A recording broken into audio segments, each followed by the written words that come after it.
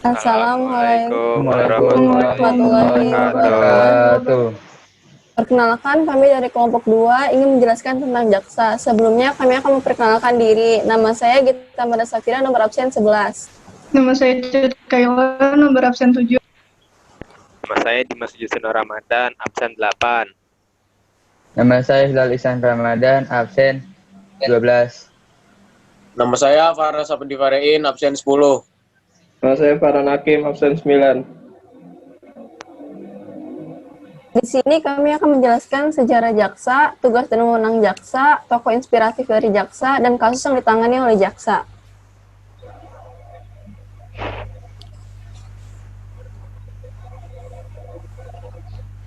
Sejarah singkat kejaksaan. Pada masa pendahuluan Belanda, badan yang ada relevansinya dengan jaksa dan kejaksaan antara lain adalah Open Bar, Ministerie. Peranan kejaksaan sebagai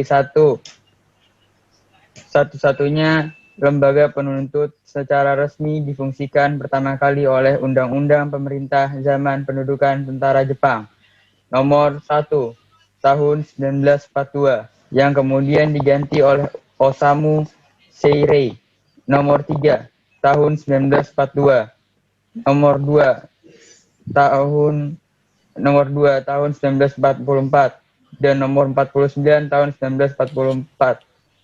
Eksistensi kejaksaan itu berada pada semua jenjang pengadilan.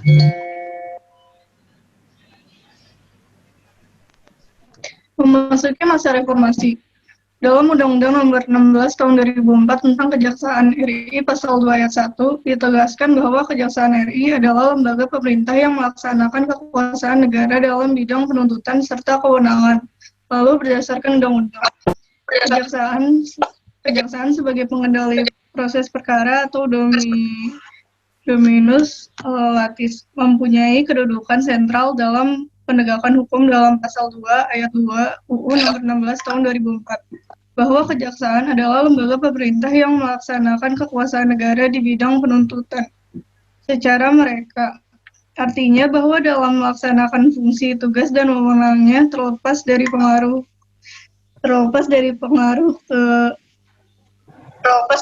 kekuasaan pemerintah dan pengaruh kekuasaan lainnya. Ketentuan ini bertujuan melindungi profesi jaksa dalam melaksanakan tugas profesionalnya.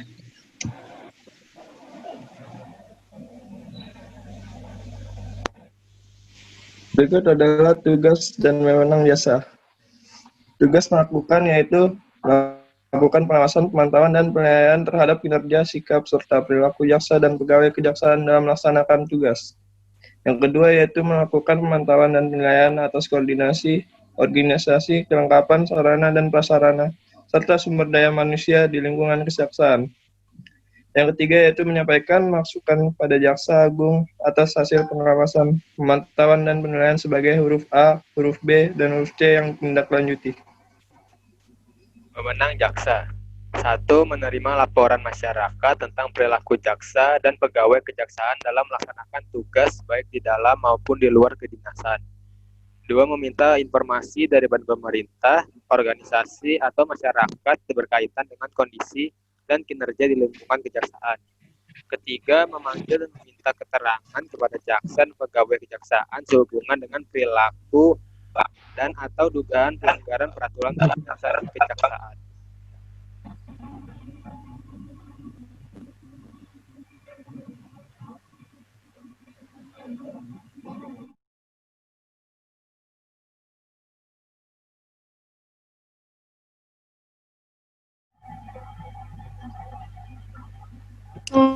Kasus satu yaitu kasus korupsi Jiwasraya. Kejagung menyelidiki kasus tindak pidana korupsi PT Asuransi Jiwasraya yang merugikan keuangan negara 16,81 triliun. Kejaksaan memeriksa penjabat OJK, BUMN, dan swasta dalam kasus jual beli saham dalam pengelolaan dana investasi. Kasus ini menyeret Beni Cokro Saputro dan Heru Hidayat yang juga berperan sebagai pengendali semua investasi. PT Asuransi Jiwasraya pada 13 Korporasi Manajer Investasi. Kejagung juga memeriksa saksi dari pengurus maupun sebagai karyawan perusahaan manajer investasi serta karyawan PT Asuransi Jiwasraya.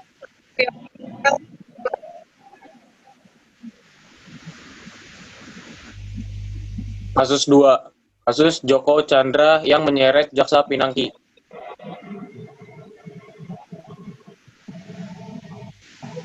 Jagung juga menangani kasus Jaksa Pinangki Sima Malasari terkait status pelarian Joko Chandra. Pinangki diduga menerima suap sebesar 500 US dollar atau sekitar 7,4 miliar.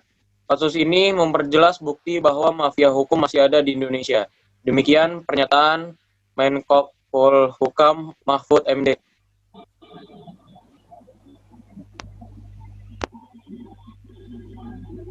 Sekian presentasi dari kelompok kami, kurang lebihnya mohon maaf. Wassalamualaikum warahmatullahi wabarakatuh. Assalamualaikum warahmatullahi wabarakatuh. Assalamualaikum warahmatullahi wabarakatuh.